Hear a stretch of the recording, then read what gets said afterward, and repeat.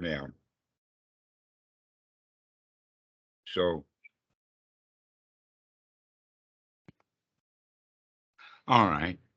Well, this is Saturday morning, or for you guys, Friday evening, Sangha, and we've already been talking for a while about practice and doing versus um, learning about. And most people spend a lot of time learning about meditation and not so much time actually doing it. And so there's many things that are like that. We've mentioned music, math, learning how to do psychotherapy, coding for computers, many different activities have a lot of didactic information, but they don't but if the student isn't given experimental or experiential or lab work, they called it in college, right? The lab is where you learn. And so uh, here we are sitting in meditation or with a meditation book or a Dhamma book or something like that. Much of that time is in just spinning the mind about it, which is, if you're thinking about Dhamma, is a much better thing to think about because it's always wholesome. But Right. that's one of the beautiful parts about the Dhamma is that it's good in the beginning, it's good Right. in the middle, and it's good in the end. It's wholesome all along. So anytime that we're thinking about the Dhamma, we're much better off than thinking about almost anything else. However, if we only think about the Dhamma without actually having those thoughts uh, intentionally having an influence, then we're kind of in another way wasting our time, because the whole point is that we need to practice making beautiful music, whether that beautiful music is the sounds that we call music or coding. That in fact, computer coding can be uh, music in the sense that it's an algorithm. You know what an algorithm is. In fact, the definition is a step by step sequence of events that's guaranteed to give the desired results. But not only is it step by step, but it's often repetitive. We want it to do the same thing over and over again. If we only needed to do it one time, then a human could probably have done it without a computer. Like we can, the insurance company, for instance, could send out one bill and they wouldn't need a computer. Or a law firm can have one client and they just bill all their time to that one client. You wouldn't need a computer for that, right? The fact is that it's repetitive over and over and over and over and over again. That's what makes the computer valuable. And funny thing is, like us humans, we don't like to do it over and over again. Once we learn how to do it, then we think that fine, my job is done here. Yeah. That's what I And felt yet, like recently. I felt like, oh, I don't need the jhanas anymore. But like that's just because you're already in the jhana is why you're saying that. Once you fall out of the jhana, you're gonna be like, oh, I want to be back in that jhana. But mhm. I think the problem is people not actually doing meditation is because they think it's some kind of like daunting lifetime journey instead of something like that's actually enjoyable and like really easy. Well, if we practice at something, it becomes easy. That when the young child sits down to chopsticks for the first time to learn it, it's hard. Everything is hard when you do it the first time because we don't know how to do it because we've never done it before. So every time we do something for the first time, we have to let us say, begin to use new skills or to apply other skills or skills that we've learned in another place on this. An example of that is that people who move from brass instrument to brass instrument, that's not a hard thing to do. To move from French horn to trombone is actually a fairly easy thing to do. Also, woodwinds. There's two kinds of woodwinds based upon the register. Some woodwinds have a register of an octave, and others have a register of an octave and a fifth, like a clarinet. So the clarinet players, which depending upon which register they're in, have a completely different fingering for the note. That gives clarinet players the possibility of just branching out to all of the reed instruments. And that I have seen some professionals. In fact, the one that I remember the most, his name was Bill Page, and he was with Lawrence Welk. But the band director of the town that I was in happened to have been in that industry already, and so he invited Bill Page to come. And he, when he arrived, he waited for 2 days for the truck to arrive with his musical instruments, because he brought them all, including double contrabassoons and big bass saxophones, all that kind of stuff, and played a medley. I think he had about 40 different instruments that he brought, piccolos and all kinds of stuff, to give that demonstration. But that points to the fact that once you've learned one, you can then step and use those skills for other things. Looks like Daniel has, or is that David? It's David. Yeah, just jumping on real quickly to hear. Yeah. Hey. Okay, so we're talking about skills that are transferable. Some of the skills that we need in meditation, some people have already collected those skills together. Okay, that in fact, people who practice music become fairly good meditators because they've already got the quality of the repetitive rehearsing over and over and over again, making slight improvements over time. Also, coders and mathematicians, they're able to cut through things. And so there's various skills that we have that allow us to practice meditation or anapanasati correctly. And then there are some people who have other skills, like martial artists will have the skill of learning how to be here now quickly.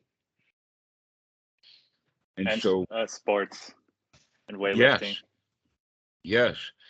And it seems that we kind of divide our society in the sense of you're either going to go into music and the arts or you're going to go into sports. Yeah. There seems to be a kind of a dividing line, and yet both of those worlds have skills that are useful, valuable, and appropriate for our practice of meditation. So if we can learn to apply those skills that we've learned, now we can practice anapanasati using those old skills, and then we develop new skills that we need. And that's one of the things that's really important for us to recognize is that much of anapanasati is skill development. In the Anapanasati Sutta, every one of them has the quality of thus one trains oneself.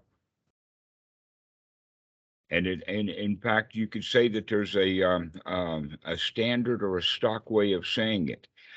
Mindfully he breathes in and mindfully he breathes out while he develops dada.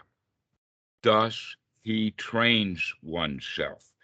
So you take the appropriate one and you plug it in there.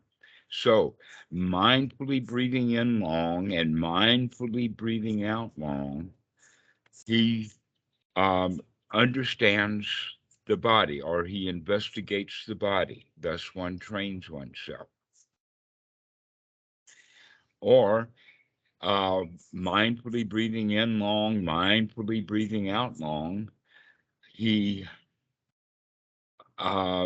relaxes the body.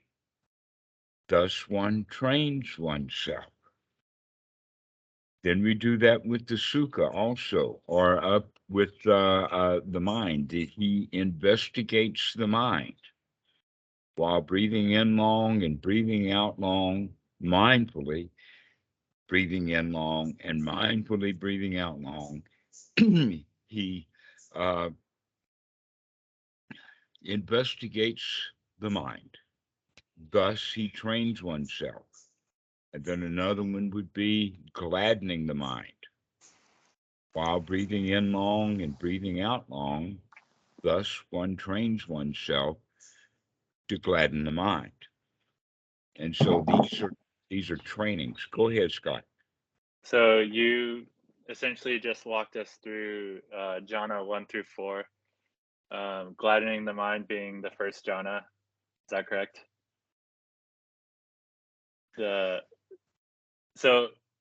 Actually, the gladdening the mind is only a small part of it. That the whole quality, if we understand the word samadhi, we can use it in two different ways.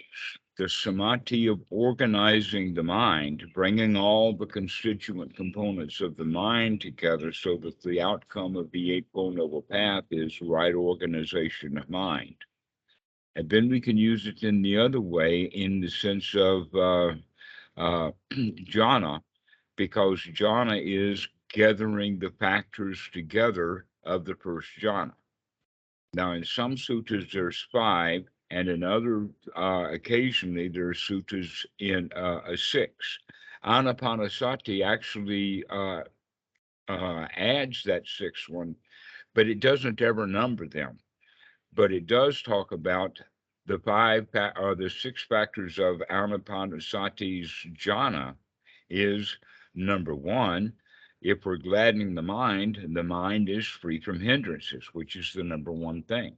If we're investigating the mind and gladdening the mind over and over again, that means we're applying the mind to the wholesome and sustaining the mind on the wholesome. And there it is. And then the next one would be sukha. If we, in fact, are practicing anapanasati by gladdening the mind and actually experience the gladdening of the mind, that experience is actually the feelings themselves following along. We literally talk ourselves into feeling good. We do that all our whole lives without recognizing that the kinds of thoughts that we have influence our feelings, and the kind of feelings that we have influence in our thoughts. Now we're using that as a skill to actually gladden the mind so as to influence how we feel. And how do we feel? Well, the items on the list of sukha is number 1, safety and security, and then comfort, and then satisfaction. Those are the items in the Pali Dictionary defining the word sukha. Yes, Scott. I have a question about Piti. I think I was in a pretty like uplifted state the other day. A lot of Piti. There was sukha too, but it was really enjoyable in the beginning of the day. But then as the day carried on and it started to be nighttime, I couldn't really go to sleep because it was still going. So I guess I forgot to do the relaxing part because it was wide, it's wide awake, and I couldn't sleep until like 3 a.m. and then I woke up at like 6 a.m. So I don't know if there's like if there's something else that I should do. to get better sleep? Absolutely no. This is actually well understood. Let's go back and round things up just a moment by talking about the various jhana factors that are actually directly in the items of the Anapanasati Sutta, which would be basically the investigation of the mind, the gladdening the mind, the applying the mind, the sustaining the mind, the development of the sukha, then the development of the piti, and then back to the sukha later. But as we're developing those things, the sixth item on the list is the body relaxes. Okay, that's the key element. If you are in fact in a state of jhana and the body is relaxed and the mind is kind of elated, then when you're going back to ordinary life, like an ordinary night with ordinary sleep, things have gotten different now because you're adding different ingredients to it. That normally people sleep at night. Why? Because they're tired. Why are they tired? Because they're not energized. That the body is on cycles anyway. And the point is that we should get all the rest that we need. I've got students who, because of the job that they've got and their dedication and devotion, they spend too much time on the job and not enough time resting. And I highly recommend rest. And we talk about going to sleep and all that kind of stuff as part of our practice. But now you're talking about something David, new. can you mute your mic for a sec? It's causing a lot Oh, of noise. totally. Yeah. Sorry about that, man. Thank you. All right. Okay, so in this jhana state, where the mind is comfortable and relaxed and feeling safe and secure, where the body is relaxed, but the mind is also bright and alert. This is a time then when we go to bed in that state, the mind is not really ready for sleep. It's not tired. Not tired. That it's elated, in fact.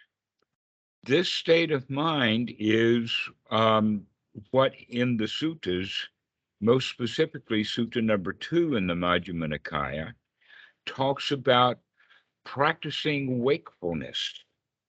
Now, this is something that I don't talk to Westerners much about because they normally have a schedule. But a monk or someone who is on retreat can actually practice this in the sense that the clock is no longer important. You see, if you've got a 9-to-5 job, then you need to do it in the schedule that fits in with that job.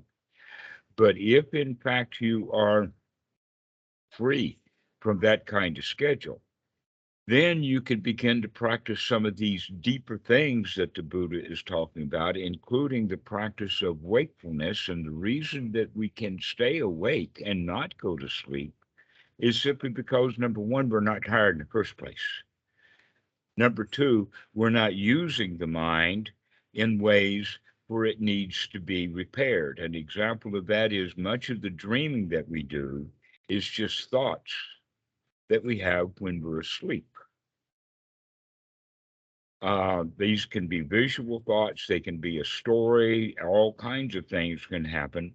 But generally, the dreaming that we do is the mind's trying to solve riddles or problems from our wakeful life. And so the Buddha talks about it in the sense of burning by day and smoldering by night. But here you are now going to bed without a mind that's smoldering or tired. All right? You're going to sleep or going to bed with a bright, shiny mind. And now you're complaining and asking me what to do about it, as if sleep were more important than having a bright, shiny mind. Yeah, I guess I'm just I equate not being able to, because usually you equate not being able to sleep with some kind of anxiety, but that's not what was happening this time. But then, like, the way I thought, I'm like, oh, why can't I sleep? Am I anxious about something? But that's not. It was more just like, yeah, I was like uplifted, No, awake. you're not sleeping Yeah. because you're not tired. Yeah, yeah. That's the, and so this is what we mean by, in fact, wakefulness. And there are things that the monks do intentionally for this. One of them is, depending upon the group and which way they practice. Some do the paddy milk twice a month, and others do it once a month. I've been in monasteries that on both sides. But at Wat Suan Mok, at paddy milk, one of the things that is done is the night before paddy milk, everyone is up, and that everyone it's got a quality of, like, at a school when they do a fire drill, everybody's in the fire drill, right? So at paddy milk, everybody's in the paddy milk, more or less. And part of that has to do with Bhikkhu Buddhadasa would often give a talk starting at 2 a.m.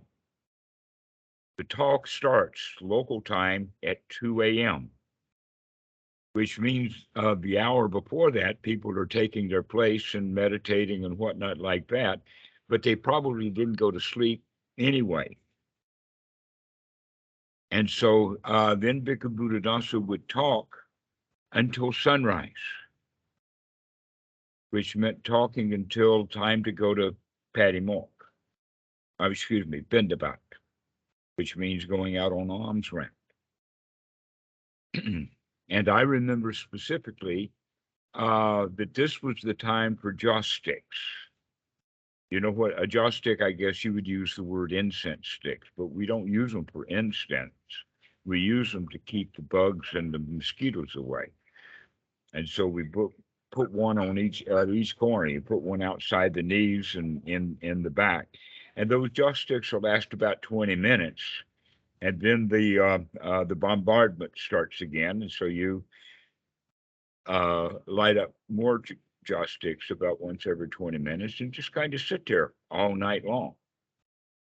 And we practice that on a regular basis, to sit up and stay up all night.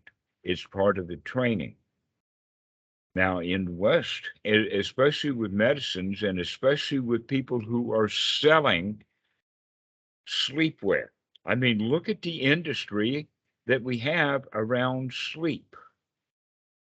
Pajamas and beds and bedrooms and all kinds of other stuff, and including eyewear.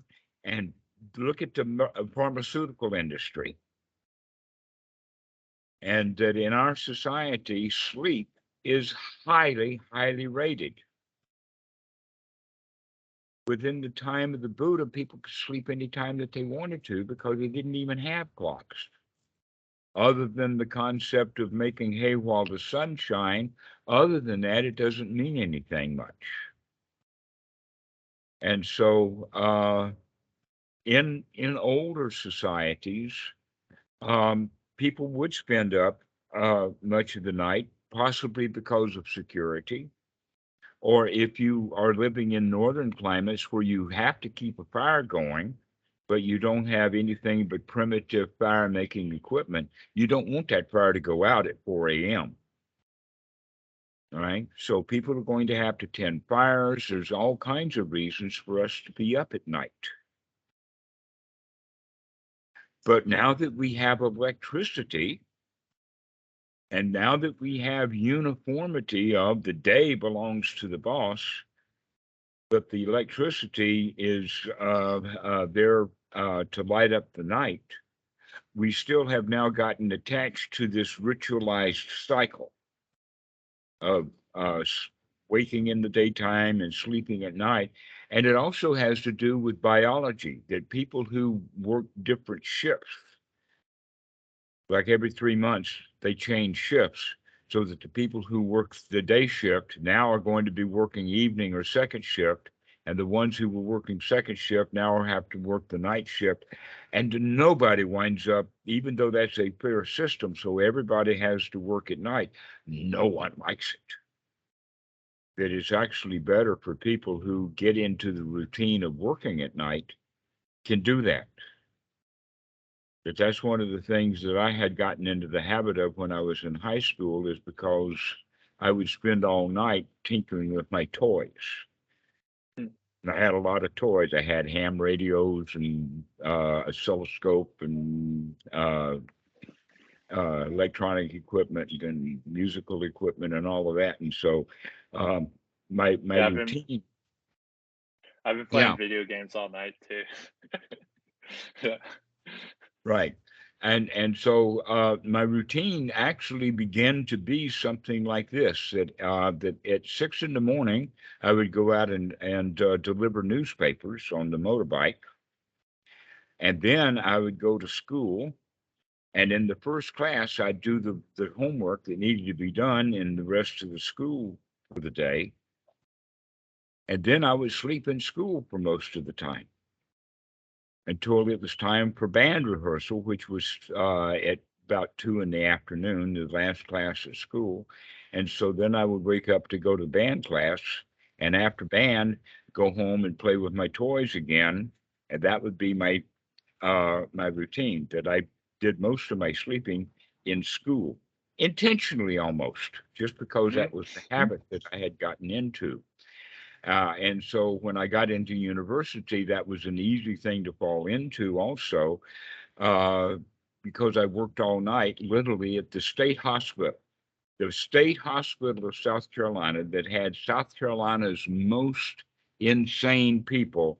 I got to spend the night with them, night after night after night, being the custodian. And in the mornings, we gave medications and drew blood and did all of that kind of stuff before breakfast. So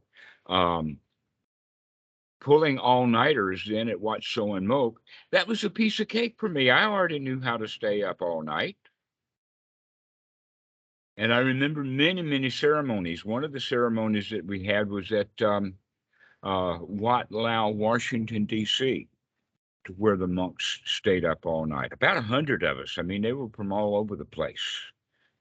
And we stayed up and did some chanting for a while and sitting for a while and whatnot like that. So this was actually a common thing for the monks, to sit up in a group all night long.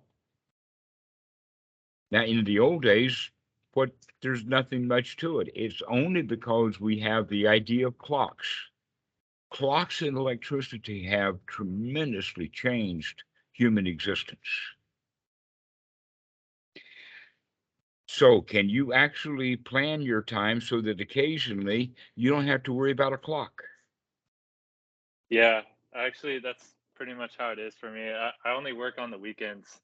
So all week, pretty much, I just practice the Dhamma, I guess. I know. Now I have only one micro attack a week. Micro attack?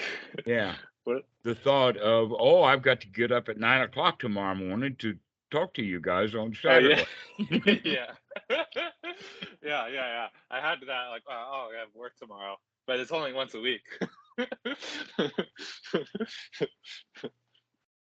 Okay, so that's the way of beginning to answer your question about if you're in a really, really good state because of your practice, then you're not feeling sleepy. You don't feel tired. Isn't that marvelous? Yeah. The reason that we go to sleep is because we're tired. And now we've gotten it to the point that, oh, you're supposed to sleep, where in fact there's no reason to sleep because you're not tired. That this is the practice of wakefulness, is to practice being in a state that's so relaxed that you don't get tired enough that you've got to go to sleep.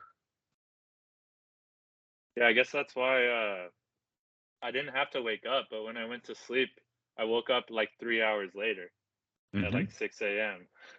So like even if I Which is could just sleep, further proof that yeah, you really didn't need to sleep at all. yeah, or else I would have just slept in. Yeah. Hmm.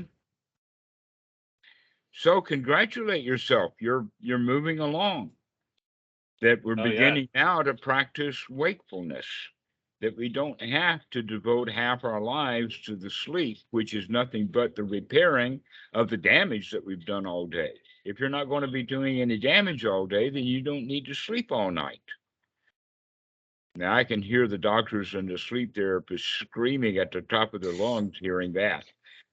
But they're dealing with a society of people who need to sleep because they're already trapped in the prison of working throughout the day, getting themselves upset and anxious and uptight all day long. And so they need that relaxation in the sleep at night. But if you go to that's bed their already relaxed, what's the point?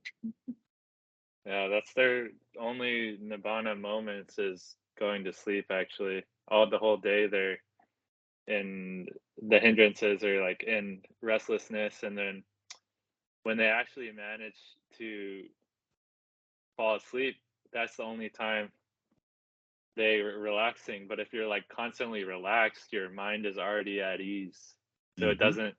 It's not using more energy than necessary. So you have like a lot energy left, like at your disposal. Hmm. So this is what the Buddha means by wakefulness, and it is actually a training that the monks do, and you have the opportunity for that.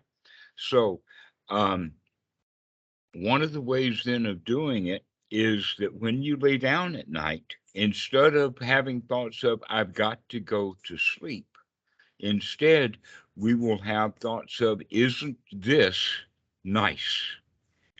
I can lay here in bed with no place to go and nothing to do. And I've got 8 hours. I could just lay here, just luxuriate in laying in bed with no place to go and nothing to do.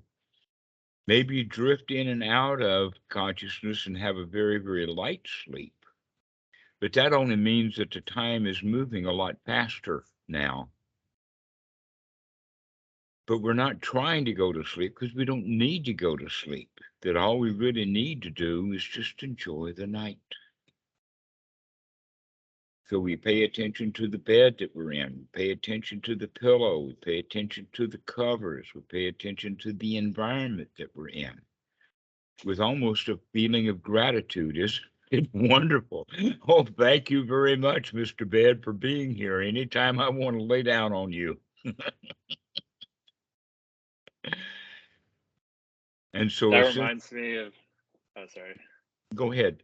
Okay, that reminds me of just like warm summer nights that like you hear the crickets outside and there's just some really peaceful like stillness to the night that's just kind of like it's relaxing in a way that's like special in its own way compared to the day. Like when I'm walking in the morning, when I'm having my little morning walk and the sun's rising and the birds are chirping, everything's like, yeah, it's super joyous, like super rapturous. And then at night, it's like, it's like, ah, just like nice and quiet. Mhm. Yes, various nights have various qualities like that. Some nights are very, very quiet, very still. Sometimes it's full of the noise of the chirping of cicadas or insects. It just screech, screech, screech, screech, screech, screech. Generally, that's the case. Sometimes the guys who are doing it are just sufficiently far enough from the house that you don't hear them. And sometimes they seem to have come to your house to sing. Yeah. And then recently, we've also had the rhythm of the falling rain, punctuated by Mm. the sound of the thunder. Mm. And in fact, listening to the rolling thunder, that's a very interesting thing to do. Is Mm-hmm. just listen to the night with all the sounds of the night.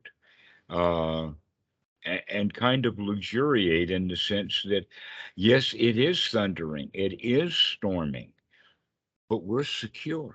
We're okay. Isn't it marvelous that I don't have to stand out in that weather? That gives juicy goosebumps to say, Yeah, I'm safe. goosebumps. I'm secure. Everything is nice. And so by having those kind of thoughts, spending the night is a way of spending the night in jhana. And if you drift in and out of sleep, the sleep that you're drifting in and out of is very, very nourishing. And we wouldn't necessarily call it deep sleep. Here's something that's very interesting about sleep anyway, is that they've come to understand that there's three levels of it: light sleep, medium sleep, which is also called REM sleep, which is where the dreaming is, and then there's a deeper sleep. And that deeper sleep is very similar to the light sleep for some people and completely different than that from others. And here's what kind of means a deep sleep is that if you're in a deep sleep, when you come out of it, you generally go through that layer of REM sleep for a while before you come back up to the surface. And that what we do with that is that whatever woke us up, whatever input that there was, we incorporate that into the dream. And they had cartoons in the 1930s and all kinds of things to point out how that kind of thing happens. Uh, that and the example is that your foot is getting eaten, and that you're having a dream about something's got a hold of your foot. And then you wake up and you recognize that, oh, the cat had laid down a certain way and was kind of playing with your feet. And that gave you the dream of having your foot being eaten. Okay. So another one is a noise. A noise will go off like a siren or an ambulance or something like that. And we'll take that and bring it into the dream and dream about an ambulance rather than just merely listening to the sound of the ambulance off in the distance or not hearing it at all. So, in that very, very deep level of sleep, we normally then wake up by going through the REM stage. But if the mind is fairly cleaned out, we can go into that deep state and then pop right out of it. We don't have to go through that groggy state, that we can go from being completely asleep into being wide awake. That happens, in fact, the most common place for it to be seen to happen is in a horror movie where somebody is completely asleep, dead to the world, you'd say. And then the criminal or the thief or the Jim Jones or Freddy or the ghoul or something comes and makes a noise, and all of a sudden we're completely wide awake. Okay, this is how we begin to look at it is by Scott, you can actually begin to ask yourself from time to time when you're laying in bed, is this sleep? Or am I asleep? Am I groggy or am I wide awake? You can start looking at the state of mind, the condition of the mind. This is part of the investigation, is begin to ask yourself, how sleepy, how tired am I?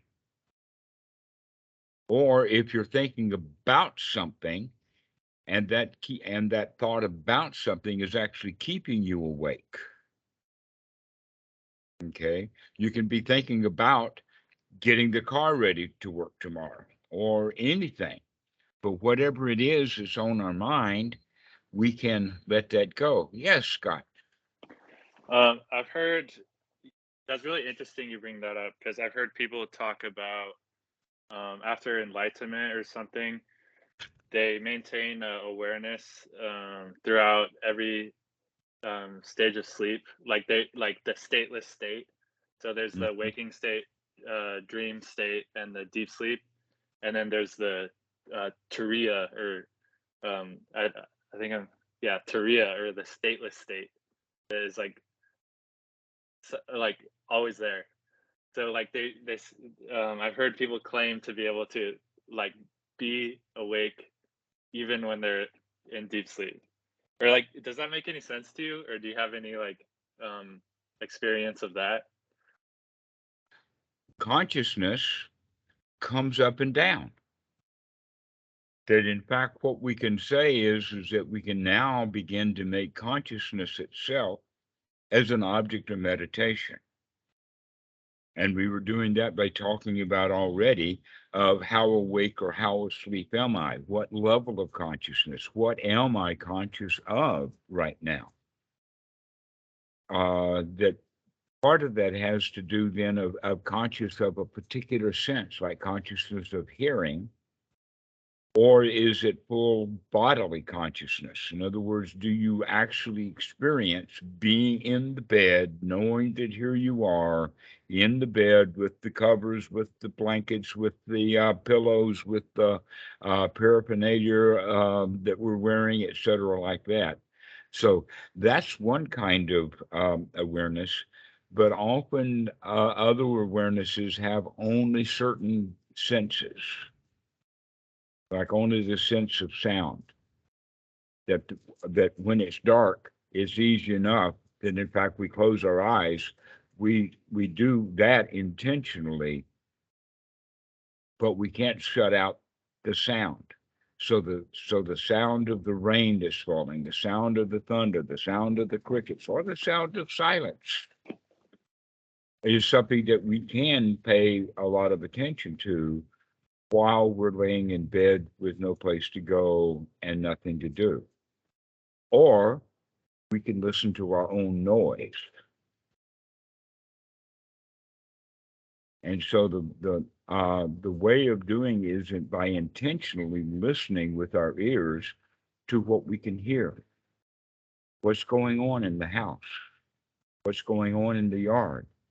Sometimes the dogs are barking. Sometimes they're not. So listening to what's going on throughout the night is a kind of a way of staying on vigil. And in fact, what I'm talking about right now is something that the dogs do, that I can tell the difference between a dog that's just lying there listening versus when he's actually asleep. And they'll move back and forth between that state of being alert and awake, but appearing to be asleep. Kind of the difference would be the way that ear is cocked. Do they have an ear cocked? In other words, are they laying in a way that has that ear up in the air because they're listening? Okay, so this is one of the qualities that you would want also, is to have your head adjusted to the point that you're actually listening. He was doing that while you were talking. The dog's listening to the Dhamma. That's so funny.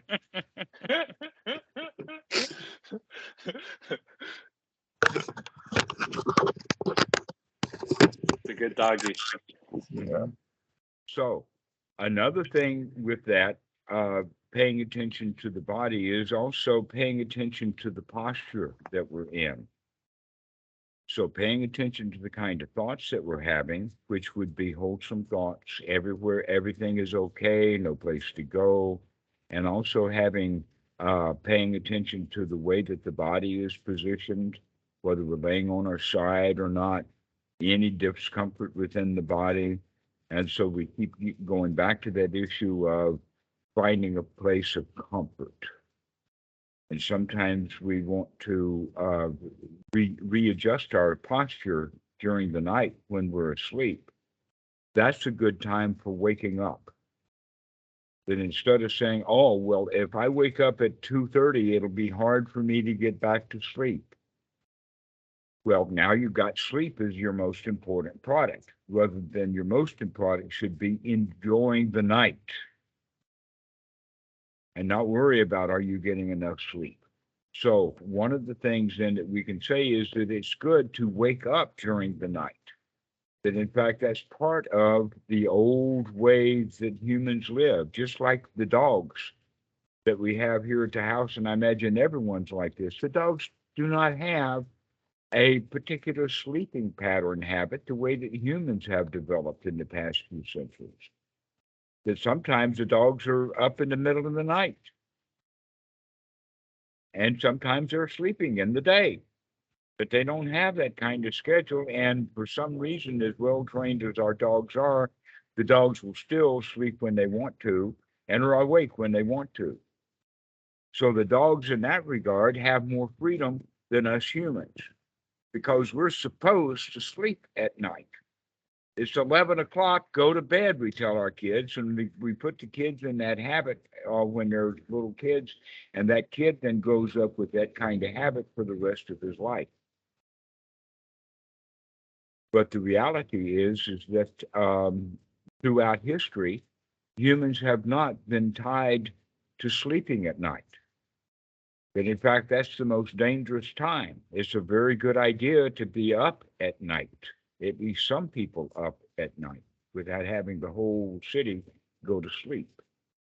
But in fact, in any particular city, there's a whole lot of humans that are up at night. We do have third shifts, so that's part of our reality. Why do we then have this rule that says that you're supposed to sleep at night? Well, there's really no rule at all. That was just the way we were trained as children, you see. And so now you can say, well, I can do with my night anything that I want to, including laying in bed and just enjoying myself. And you don't have to have that sleep, because the sleep itself is repairing of the damage that you didn't do in the day. So this is a way of looking at it. We can, in fact, practice wakefulness, but we can practice wakefulness when we go to bed.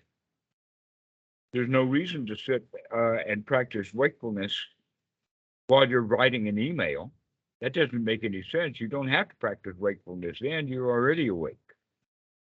But we can practice wakefulness at night by having the idea that we don't have to pressurize ourselves to go to sleep. Rather, we can just relax and enjoy what we've got right now.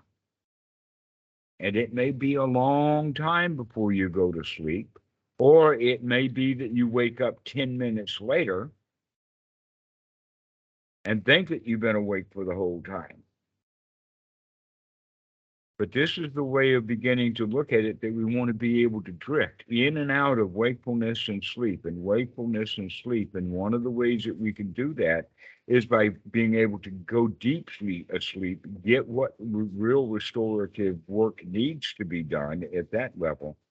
So if any sound is happening, anything that occurs, or just naturally, you're going to wake back up.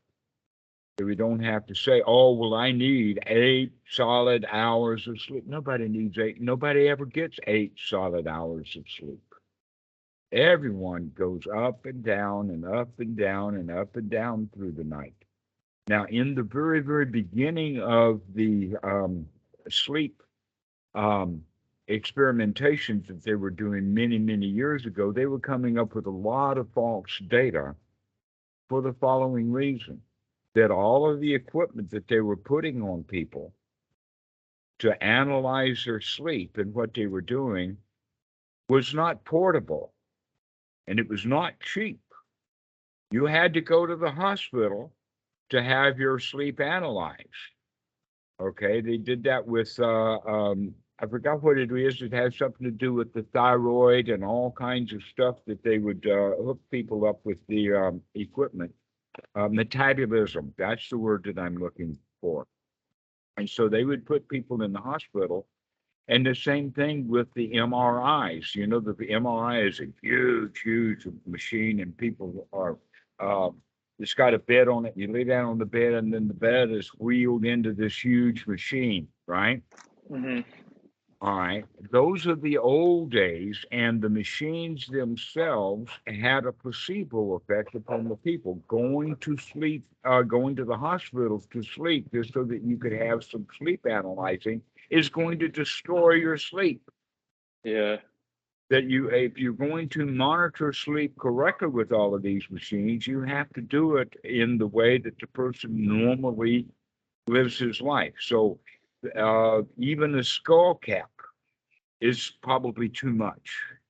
That, Yeah. I can't sleep because even though I'm in my own bed at night, the skull cap that I've got is preventing me from going to sleep. Okay, so the equipment itself often skews the data that the scientists want to collect. That's still a problem with sleep therapy. We can't get good data. And so for that reason, I would not recommend that you read a whole lot of newspaper articles or blogs on the internet about sleep, but rather to experiment with your own body. That's where you're going to learn about sleep, is by playing with it. Make it a game, make it a toy to play with, without putting the pressure on ourselves of, I've got to sleep. Because that's just a cultural piece of baggage that we've got. You don't have to sleep. And you can say, well, if I don't sleep, I'll be really tired in the morning. That tiredness is still an attitude. Oftentimes with a little bit of, let us say, a cold shower and a cup of coffee, and that tiredness is gone. Yeah. Or if we think of something that we want to do, and the tiredness is gone. Yeah. So this is the way that we can begin to look at that the night is an excellent time to practice the Dhamma. Great opportunity. And you kind of begin to stumble onto that when you get the mind in a really, really good state, the mind's not fit for sleep, it's fit for work. Mm-hmm. And so don't hassle yourself because you can't sleep. Hassling yourself is more damage than loss of sleep. Yeah, that makes sense.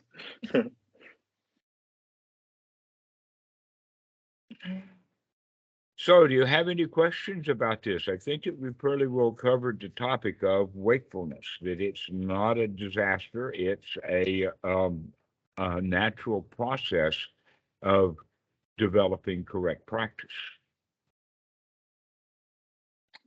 Yeah, I think that clears it up for me. Makes complete sense. Also, I think that way of approaching sleep is more likely to help you if you actually need sleep. You're more likely to fall asleep if you're not worried about getting enough sleep anyways. Exactly so. Yeah. And if the whole point of sleep is to be relaxed, well, here you are already relaxed. What's the point? Yeah. Yeah.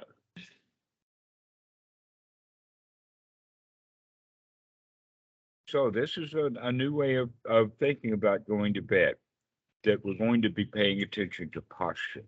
We're going to pay, just like in sitting meditation, we sit upright, or walking meditation, or standing meditation. So the posture that we're in, experiencing the body, is a major part of the practice in bed. And so getting very familiar with that bed, getting very familiar with the pillow and the way that your head moves on it and other things like that. So as to allow yourself to be completely comfortable. One thing I've noticed is that once I've already been in jhana or have sustained jhana, I used to be really focused about posture, like, oh, is my back straight, or like I have like a little discomfort in there or my leg. But now I don't really think about my body anymore. That's like not really part of the, like, it's just like my body is just my body and it's just there and it's just like already in whatever posture it is, but it's not like the forefront of the meditation. Like but I guess if your body's not relaxed, then it's more noticeable. Like if you're relaxed, like you're not thinking about your body. Would you agree with that? Well, yes, that's true.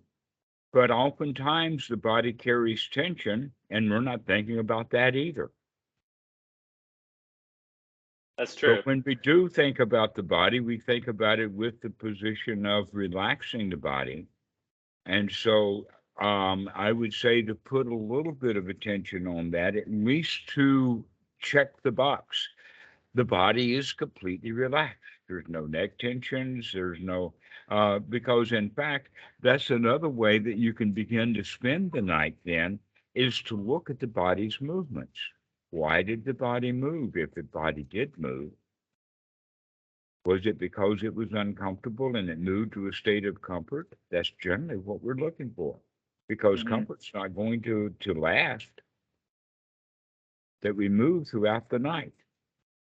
That in fact you could say that it's a music-less dance that we do horizontal. We're doing the horizontal dance all night long.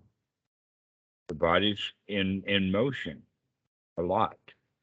So start watching how the body is moving. And that this is part of the reason why we're paying so closely attention to the posture of the body being on its side, is to make sure that we don't put the body in a posture that is harmful or detrimental to the body, like sleeping on our chest or sleeping on our tailbone. And in fact, sleeping on the tailbone is the primary reason for the bed industry,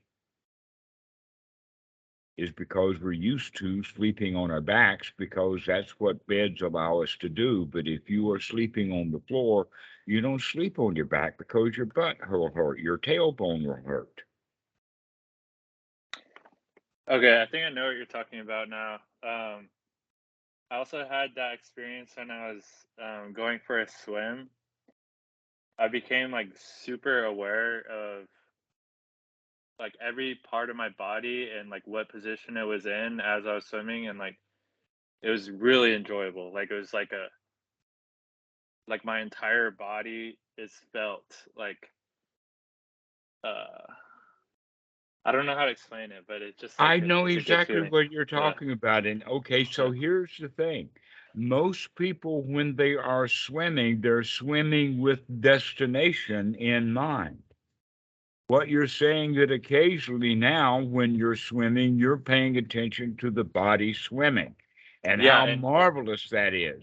Yeah, or how it used to be was while I'm swimming, I'm thinking about how much like oh, how many more sets, how much more yards am I doing, or I'm thinking about like you get so used to swimming that you even though like that's what you're doing and it's like almost a meditation, you still are thinking about I don't know, something that you're worried about, or like Okay, well now let's look at this for a Yeah. moment. You said swimming like it was a meditation, and I'm saying no, that's the swimming like it was a routine, or swimming like it was a habit. Yeah. It's a well-developed habit while you're thinking about other things. The meditation quality would be while you're swimming, you're paying attention to the body. You're paying attention to the water flow on it. You're paying attention to this stroke, and you're paying attention to what your hands and arms are doing. Yeah. Same thing with driving. Like if you're driving and you're just all you're doing is driving and you're paying a complete attention to the driving, it's actually way more relaxing drive, and you're probably not going to get pissed off at people, and you're probably not going to get in a car crash and stuff like that. But most people are driving, they're thinking about this and that, and they're not watching what they're doing. Okay, here's another example. This is a strange one, I know, and that is golf. When people are only interested in hitting the golf ball to go to where they want it to go, they're not going to be very good golfers. But you've seen all the books and you see the trainers and all of that kind of stuff. And what they begin to say is that if you're going to become a good golfer, you've got to pay attention to what the body is doing before, during, and after the swing that hits the ball. And when the golfers begin to play that kind of game with their golf, that's getting closer and closer to Zen and the art of archery. You see, Western archery is, where did the arrow go? And the Zen is, how did the arrow get launched? How the bow goes up, how the arrow is pulled down, how long we step with the target and let it loosen. In fact, for dramatic situations on the movies, that when someone is, let us say, the protagonist or the hero is going to be taking a very, very desperate shot with their bow, they'll have him holding that bow back and making a very, very long calculation and taking aim and all of that kind of stuff. And the movie makers are not paying attention, nor the artists are paying attention, that he's holding a 150-pound bow fully drawn. People don't have those kind of muscles. That's not a real bow he's got. It's a stage prop. At best, maybe 30 pounds. That if it's a real archery bow, you got to take, especially the Zen, the whole point about the Zen is the way that they do it is launching the arrow so that the arrow is already close to the face, and then you pull the bow down and then let it go immediately. It's a very, very tight procedure that has to be practiced over and over and over again. And where the arrow lands is not the issue at all. It's how do you draw the bow? Well, in Western archery, they don't care about what you're doing so long as you hit the target. Here you are with your swimming, the same way. Now we can begin to have Zen in the art of swimming, which means now you're going to be paying attention to what your feet are doing and what your thighs are doing and how your body moves and all of that kind of stuff, and paying attention to the body rather than paying attention to the swimming or the goal or the reps or the destination or any of that kind of stuff. That's very Western mentality, rather than the Asian mentality or the Zen mentality is to watch what you're doing. And now we're going to take that so we can say Zen and the art of bed. Yeah. Zen and the art of lying in bed. Right. But that brings me, that made me think of something. That's the difference. That's the problem with Western mindfulness, is that that's not what they're doing. So the mindfulness of the body is like, it's like a profound contact. Like it's completely in the moment as it's happening. Whereas what most people are doing with mindfulness is they're like chasing the breadcrumb, like picking up the breadcrumbs, like after the fact. Like they're like, okay, I did that now. That's like what noting is. Like it happened already, and they're like, okay, I drank the water, and then okay, I'm sitting here now, and then now I'm thinking about this, and then it's like they're they're playing like catch with it instead of actually being there, like in the body. Like it's a quantum difference, because what, like mindfulness often is people thinking about their meditation rather than experiencing it directly. Mm-hmm. Yeah. Or another way of saying it is more like a blow-by-blow description. Now, the blow-by-blow description is a whole lot better than not paying attention to what the body is doing at all and have the mind just off someplace else. Sure. I mean, yeah. So there's that intermediate place of a blow-by-blow description. We begin to talk to ourselves about what we're doing. But as we pay closer and closer attention to actually what we're doing, we don't need the running dialogue so much anymore. That we're actually observing it. But that running dialogue is a very, very handy method of getting things going in a wholesome way.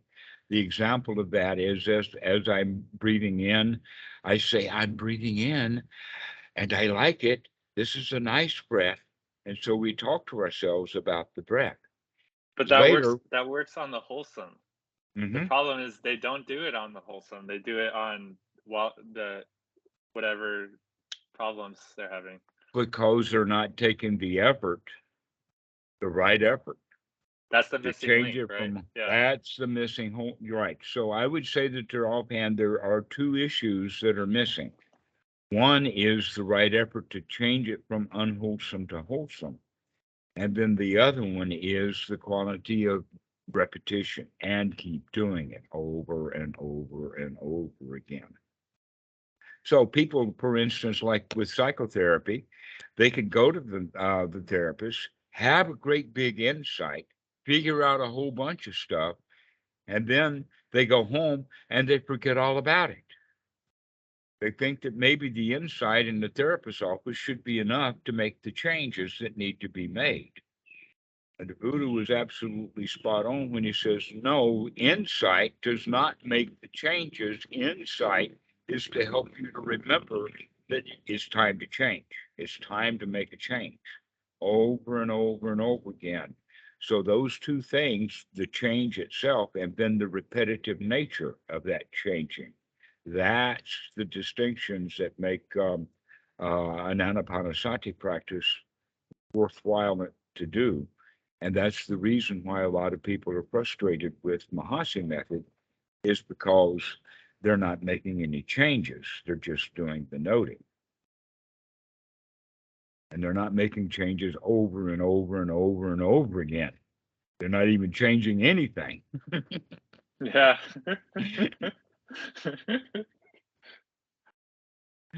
Also, what do you think? Another thing that I see that's like not actually working is like concentration practice, where I mean, it is possible to bully the attention into one pointed concentration.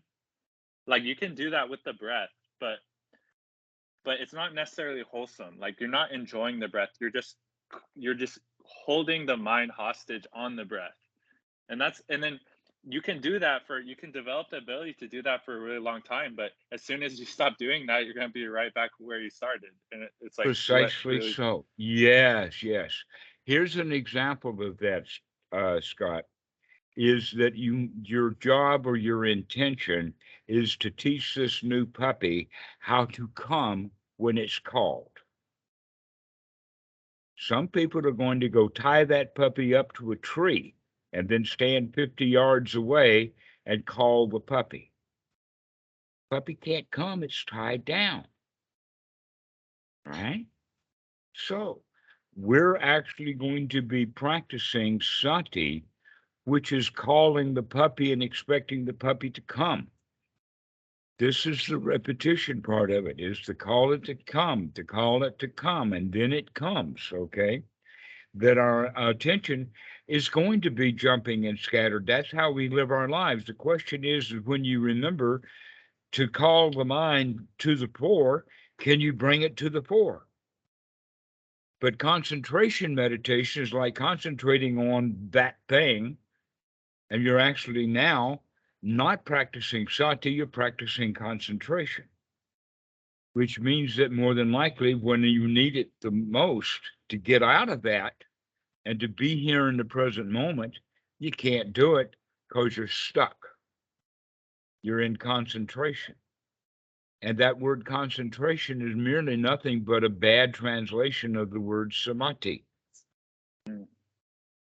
That samadhi means gathering the factors together, which means you've got to keep track of a whole bunch of stuff to get all of that stuff together. And concentration is all about removing sometimes vital things so that you can get down to just the essence. So my fun example is frozen concentrated orange juice. Have you ever heard of it? It was years ago, 40, 50 years ago. But nobody drinks frozen concentrated orange juice. That's for transportation. We used to make it like mix it with water and then make it when I was a kid. Right. Well, putting the water back in it is making it samadhi, and it's no longer concentrated. Yeah. That's funny. Yes, it is. That's what Western meditation is the whole system of Western meditation is based upon a set of incorrect translations. To where samadhi doesn't mean concentration. It means gathering the factors. Another one is Nibbāna. Nibbāna is often confused. And really, what Nibbāna actually means is just chill, just cool out. Jai-in, everything is okay, no problem. And yet we've made Nibbāna or Nirvana a magical, off the charts kind of experience. But it can be. Pardon? It can be. I feel like there's different levels in Nibbāna. Well, there's more level. like, You're right. But it's all just cool, just chill. Right, you're right, but it's like, how come you don't acknowledge that there is the big one? You know, like is it because you don't want people to make like a magical goal out of it? In a way, I do talk about that kind of thing, but I speak of it as wow.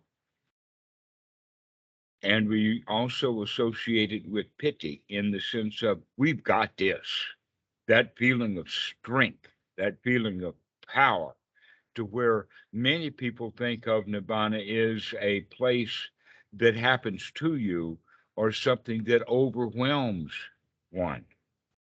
Okay. But real piti or real top dog experience is when you know that you own this show. You've got this one. That Nibbāna is not something that happens to you. Nibbāna is something that you make. You do it. And that's jhana. That's like, I understand that, and like that's transformative, and like you can do that and practice that and do it in your life. But I'm talking about you don't ever talk about like a commonly called cessation or nirodha of all of sankharas, like just like the complete cessation of consciousness and formations for I don't know however long, and then it comes back, and then well, does it? I mean, if you're actually dead and it's really in cessation. Well, I think that part of our Western mentality has to do with absolutes, where in fact everything is relative. That everything is relative. That things are not absolute. But we've been taught that they are, kind of from Christianity and religion and whatnot like that. That we're looking for out of this world kind of stuff. And the Buddhist teaching is really how to get best value out of the stuff that's actually in your world. That's true, but I feel like it's so much more like that's like the final stage of things. That's like that's like once you've been to the top of the mountaintop, like that's like but before that, when you do have those experiences, that's what gives you the sense of, wow, I could do this. Wow, this does exist. Wow, yeah. I can feel this good. But it has like, to do with the quality of success rather than the quality of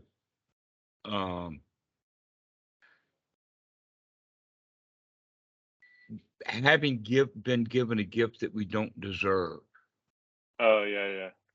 Okay, that if it's a gift that we don't deserve, we see how like marvelous Christian. it is, but we don't feel like that we're up to it. So here we're talking about, no, we're actually adding that best part of the ingredient is that not only is this the absolute best stuff there is, but I can do this. I can do it. I've got it. I can handle this. It is not something that happened to me and, oh no, what happens if I lose it? I'll never see it again. Yeah. Versus, oh no, I can do this anytime. Yeah. That sense of wow, that sense of exhilaration is really based upon success. The feeling of success. And go ahead. Isn't that what that's like the elimination of the fetter of doubt? So like you have that feeling, I can do this. So at that point there's no more doubt. There's no more Precisely doubt so. in the Dhamma. Exactly. Knowledge and vision that this is the path. And we also have the knowledge and vision that all of that other stuff is not the path. What is and what is not the path. And we've got that. We know it. Okay. So that confidence or that shraddha is an important quality, or the sammasankappa, or that attitude. And the Pali word here then we could use and associate with that is the word piti, literally being on top of it all, knowing that we can do that. That's the success quality to it. And in fact, in this regard, the word success is really underrated. Because, oh, well, I've been successful doing this, that, and the other thing. But now we're talking about being successful at the very best that humanity has to offer. Like, this is the most important success. It's like, This is it. Like, you're right. Yeah. Feeling that we can do this, that we are on top of our own world, that we run this show, and it always works out just fine. That's like what Jesus really meant when he said, I am the way, the truth, and the life. That was what it reminds me of. Or when he said, which is the same way of saying, I and Abba are one. Now, in the normal translations, the word Abba is translated as father. But a better way of looking at the word Abba is looking at the English words that are very close to that, and that is above and about.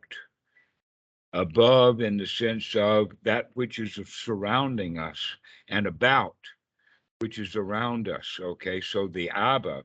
And when we say that I and Abba are one, that means that I'm with my environment. Here I am. I am part of it, part and parcel, integrated.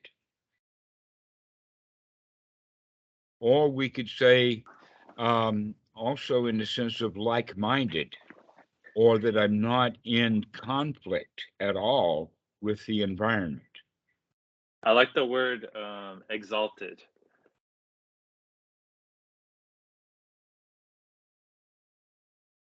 Did you ever use that word? Well, I know that the word exalted actually has magical qualities. Kind of. As well as the idea that it's better, or that it's but sometimes magical can mean different things. Sometimes the way you teach magical is more like superstition and stuff that's not actually there. It's not real, not attainable, not something it's just dreaming mind stuff. But magic sometimes can mean like, oh, the magic of life, like the joy of life. Like there's a magical, so it can have two different kind of meanings, like depending on how you define it. Right. Illegitimi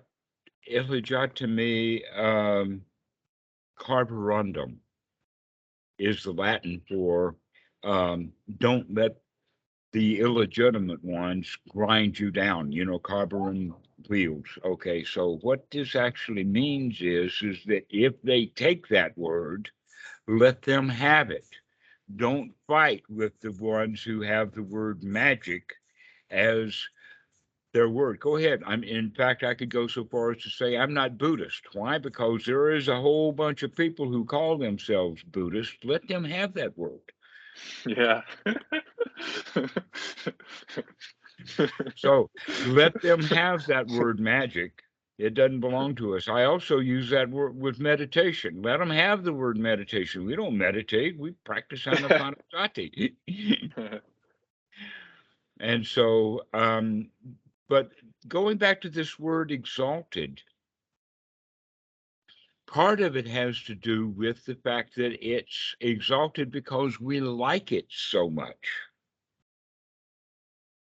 And part of the reason that we like it so much is because we can't think of how could anything this good be actually real. And so exalted means that it's real, it's unusual, it's special, it's highfalutin, it's not ordinary. Yeah. Right? And Okay. yet, no, what we're actually meaning by exalted is that we're just above it all. Yeah. Just above it all. Super mundane, or in the Pali would be alokatara, above the world. And so this is how we want to use the word exalted rather than magical or special, but literally just above everything else. And we can remain above everything else. It doesn't have to be a unique one-time shot or special or anything like that. It's actually just an attitude of exalted,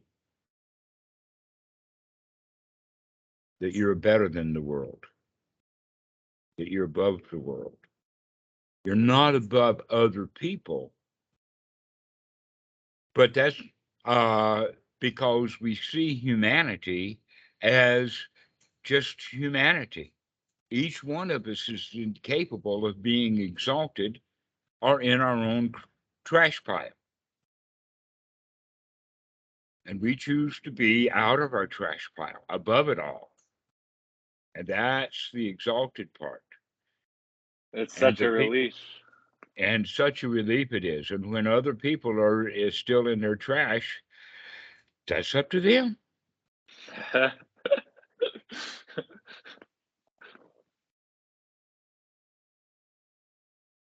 So, Scott, one of the things that I'm hearing today is that you're actually beginning to take great delight in your practice. Oh yeah, no, it's been like that. It's just more consistent now. It's more I've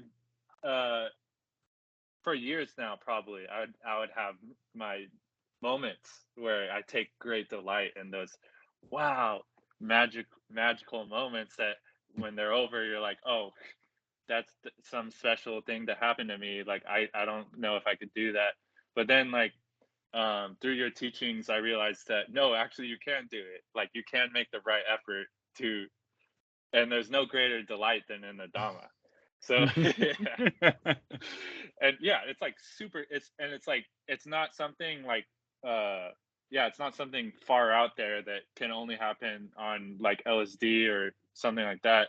It's like something I can do like literally every day and just do it going for a walk and just change the way I'm feeling. Like Precisely. You're making that point again about exalted. When we think of exalted in the normal sense, it's unusual and rare. And here you are just walking around in it.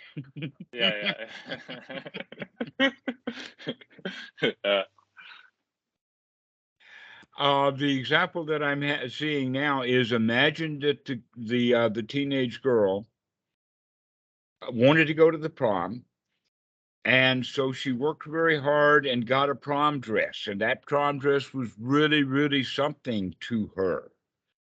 But after the prom is over, something happened and the dress got dirty. So now she wears that prom dress when she's cleaning the floor and washing dishes, because it's now that dress is no longer exalted in that way. In the beginning, you see, the dress was exalted. It was special. Now it's the same dress, but it's not special anymore. it's not special anymore. You can get used to being exalted. And that gives the segue into even enlightenment becomes ordinary. So what if you're enlightened? I mean, after Achan Po has been enlightened for 35 years, what's the point in being enlightened? It's just lifestyle now. It doesn't mean anything anymore. For the Westerner and for the beginning students, enlightenment's a great big deal. Yeah. Way up there, out of reach, something to pine over.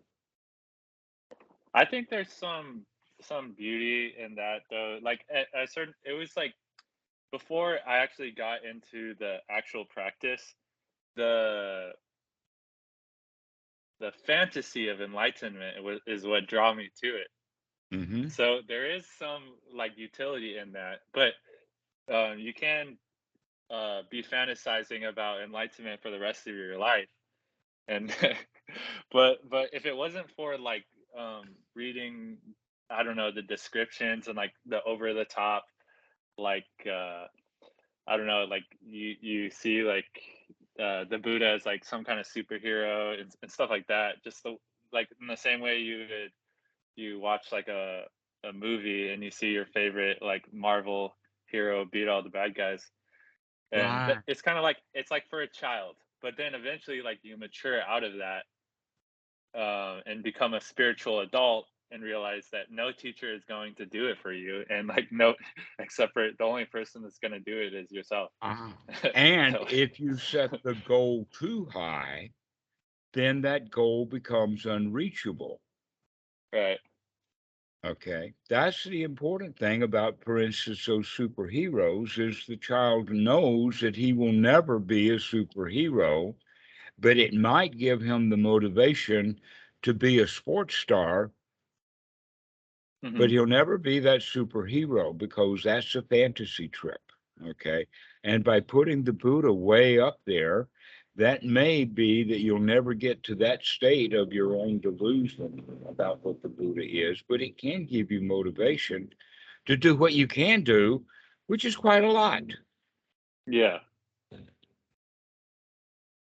And so there is some value in that, let us say, over the top mentality, but it also can become extremely dangerous.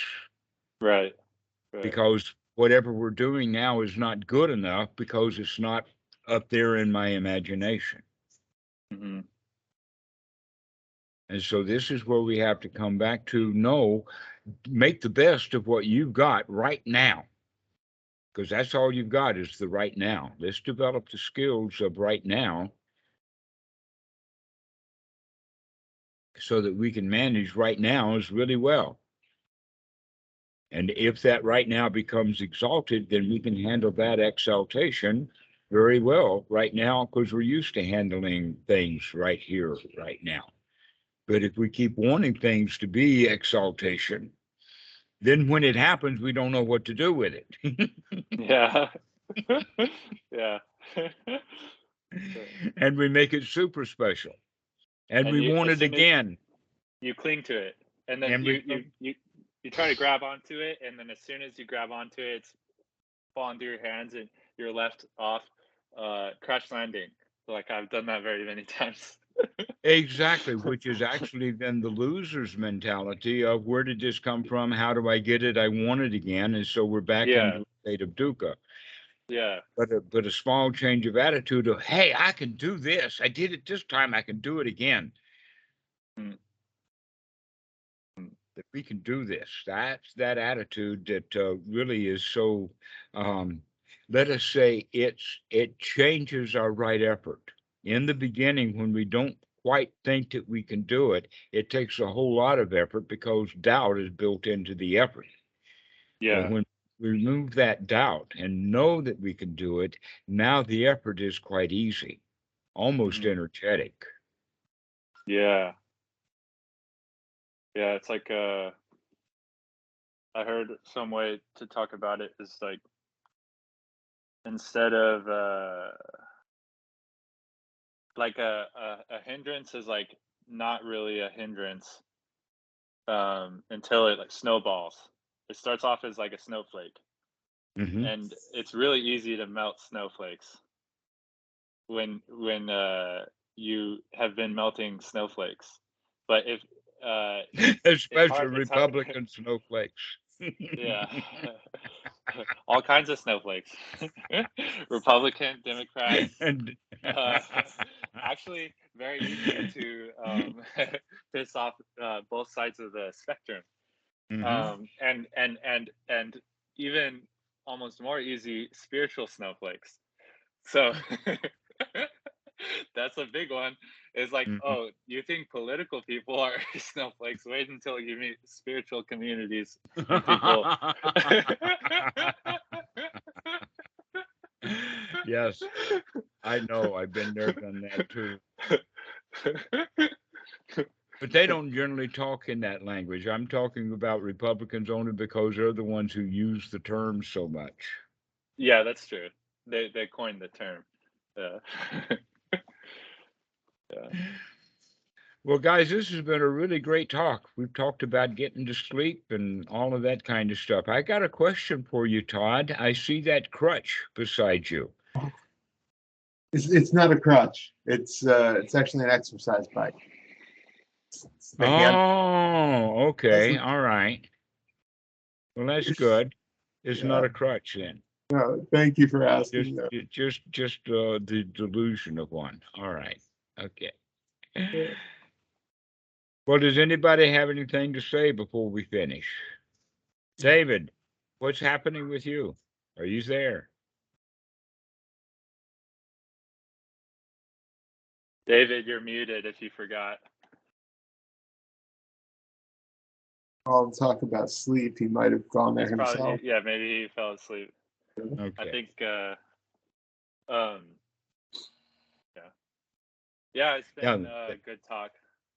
Yeah, really interesting. Thank you. Okay, useful. guys. All right. I'm glad that you've gotten, so I gave you something to sleep on. Yeah.